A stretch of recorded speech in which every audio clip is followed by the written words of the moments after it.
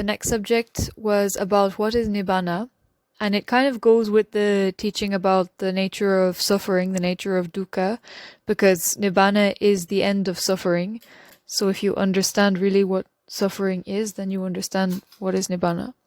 So the first point to understand is that not to make the mistake of thinking of it in terms of being in some kind of state of any kind, not in terms of being like in this heaven or in that beautiful experience or that other beautiful experience. It's not like, even you can think of the highest heaven imaginable, like the Brahma world where they live for, I don't know, aeons. Even that is not Nibbana, it's still in samsara. You even have the example of the story with the Brahma who thought that he was eternal and he thought that he was all-powerful. And the Buddha came expressly to tell him, no, you think you are eternal only because your life is so long that you can't remember. But you will die and you're in samsara, you are in suffering. Because even there, like, he has so much goodness or so much good, done so much good action to reach there, but is not purified completely. He still has the seed of desire, he still has the seed of kilesa, so he still has corruption. So from there he will fall, and eventually he can fall back to being like the woman who was in heaven, and then she fell back and became a pig in her next life. So when you can become a pig in your next life, even after being in heaven is no use. It's not the same. So there is no kind of state of existence whatsoever, whether in heaven or in any kind of world, that can be called, that Nibbana can be described like that. And if you are like thinking of it as, I want to go to Nibbana, as in I want to be in that place, then already it means that you're not aiming correctly. It means that really what you're aiming for is some kind of heaven, and it's not really Nibbana. It means you haven't really understood. So there's no way to understand what is Nibbana through what we know, because we will always end up thinking of it in terms of sixth sense door, the things that we can experience through sixth sense door. And that's exactly what Nibbana is not. We can only know that what it is not, like there is no sixth sense door, no birth, no death, no suffering.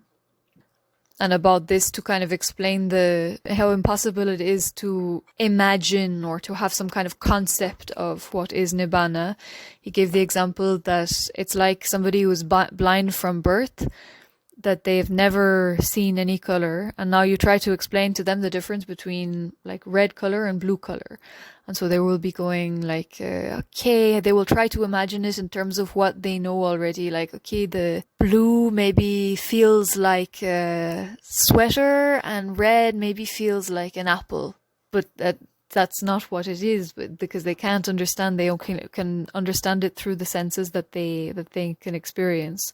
Or he gave also the example that it's like the duck or the goose who talks to the fish, and he talks to them about flying in the sky and walking on the land, and the fish is like not able to understand what he's talking about, because the fish's whole world is the water. He doesn't know anything else, and he can't imagine anything else.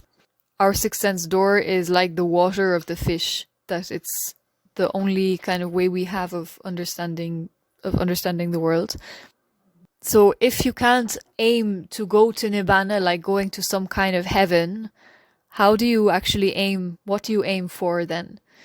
And the only thing you can really aim, like if you're aiming correctly for GPS, aiming for Nibbana, it's really to aim to end birth and death, to end suffering. The reason it goes with the subject about what is the nature of suffering is, when you see the nature of suffering, then it's just all that matters is ending it, and you're not thinking about like what is afterwards, or what kind of I will be in that place or this place. So there was the example about the guy anybody who is in so much physical pain that they are asking to be killed.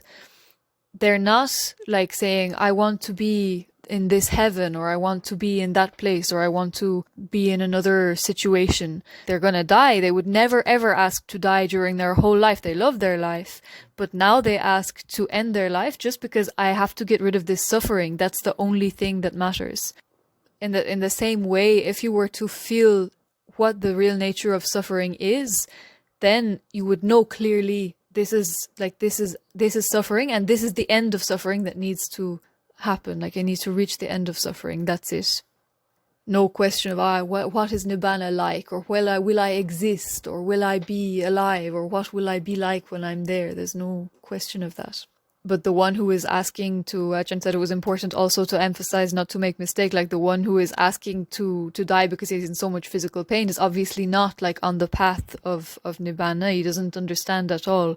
He's just like, I want to get rid of this object, this physical pain, and then he thinks it will all be solved. So he doesn't understand the nature of suffering. And he doesn't understand that when example, if you kill him, then it doesn't end. There is no end. It continues. He is born again, suffers again, will die again. So Nibbana should be understood as the end of birth and the end of death. So to see the suffering of born and die, the suffering of existence, you can't see it just by being a normal person with normal eyes. Like, you need to have wisdom. This requires wisdom.